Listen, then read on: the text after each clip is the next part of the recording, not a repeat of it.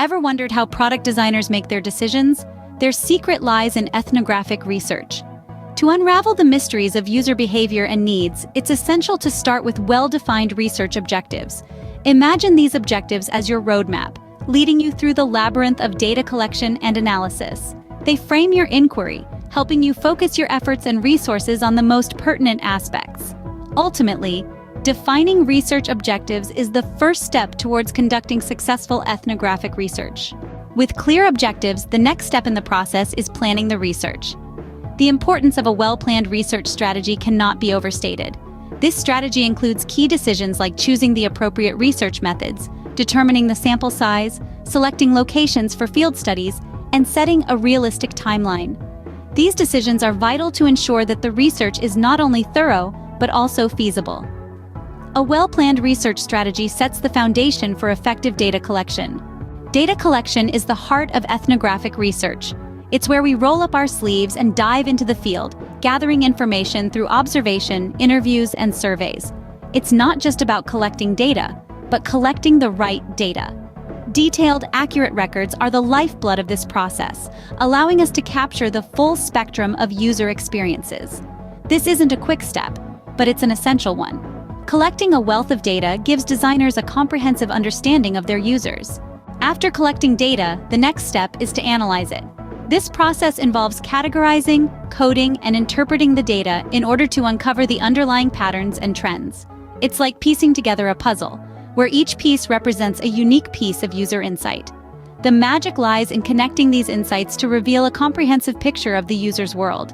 It's not just about understanding what users do, but why they do it. Data analysis helps designers make sense of their findings. Once the data has been analyzed, it's time to synthesize the findings. Synthesizing is akin to weaving a story, where the threads are your data points, and the tapestry is the cohesive narrative of user behavior and preferences. The key insights you identify are the bold strokes in your story, guiding the formulation of actionable recommendations. This process is the bridge between research and design, transforming raw data into practical design solutions. Communicating insights effectively allows for their integration into the design process. The final step in the ethnographic research process is applying the insights to the design. This is where the magic happens. Those rich, nuanced insights you've gathered now serve as the foundation for your design concepts. It's a process of marrying your creative instincts with the realities of your target audience's world. Drawing from these insights, you'll sketch, model, and prototype, bringing your product to life. But remember, this isn't a one-and-done affair. It's an iterative process, continually evolving your design based on feedback, always staying true to those initial insights. This ongoing evaluation is just as crucial as the initial design. It's about and honing, ensuring the product continues to meet user needs as they evolve.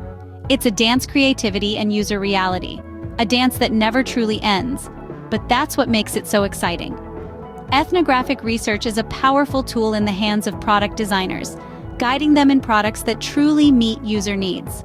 At Mondoro, we can help you to create, develop, and manufacture home decor and home furniture products. Contact us from the link below in the description. Also, check out our blog in the link below. Consider to subscribe to our YouTube channel. Support us to make more videos by clicking the like button. Also, for more information on global trade, check out our podcast, Global Trade Gal.